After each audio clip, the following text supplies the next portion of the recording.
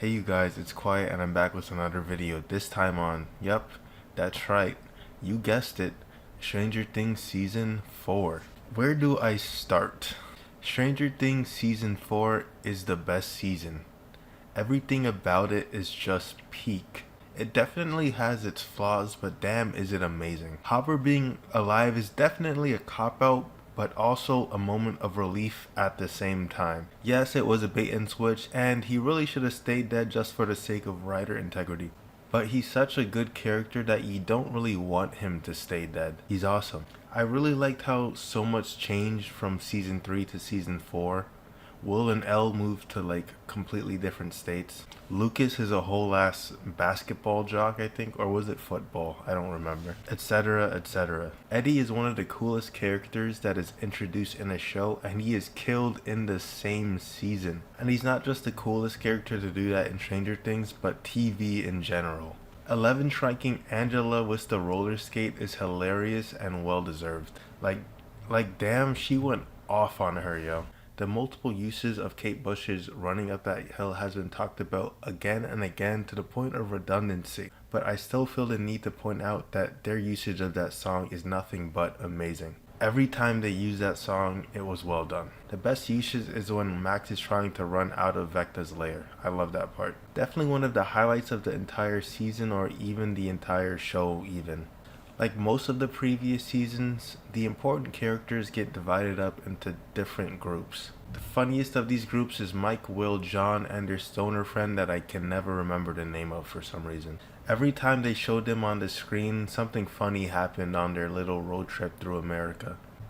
Another group in this season is Murray and Joyce, who are trying to find Hopper, who sent them a message letting them know that he is still alive somehow. Out of all the plots in this season, I think this one is the weakest. It definitely has its moments though. I feel so bad for Eddie. He's basically being manhunted by a bunch of sociopathic jocks. And speaking of those jocks, they are really sociopaths. These guys are pure evil. The other groups in this season are Dustin, Lucas, and Erica, who are working with Nancy, Steven, Robin, and Eddie in the Upside Down. I really liked how they used light to communicate with each other between worlds. Dustin is a genius for figuring that out. Going back to the other side plot with Eleven and Mike's group, Eleven's backstory is complete fire. What she went through that lab was completely awful and boosts her character development to like tenfold. Peter being Vecna was kinda obvious, but the reveal was still nothing but amazing. Just because a plot point is obvious doesn't mean it's bad. How it's executed and delivered when revealed also has importance too. 11 getting her powers back and taking down that helicopter was probably one of the most badass things she's ever done. The final episode is a literal epic. It's literally 2.5 hours long, yo. At first I was like, why?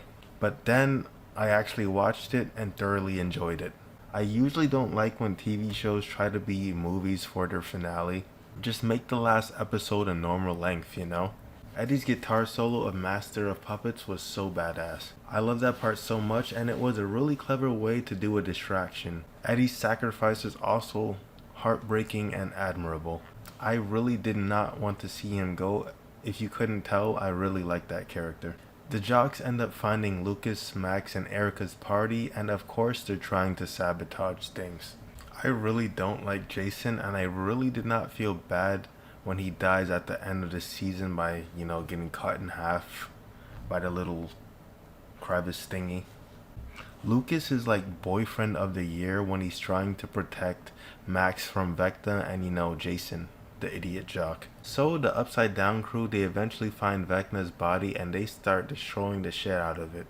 I really thought they had them, but then the body disappears.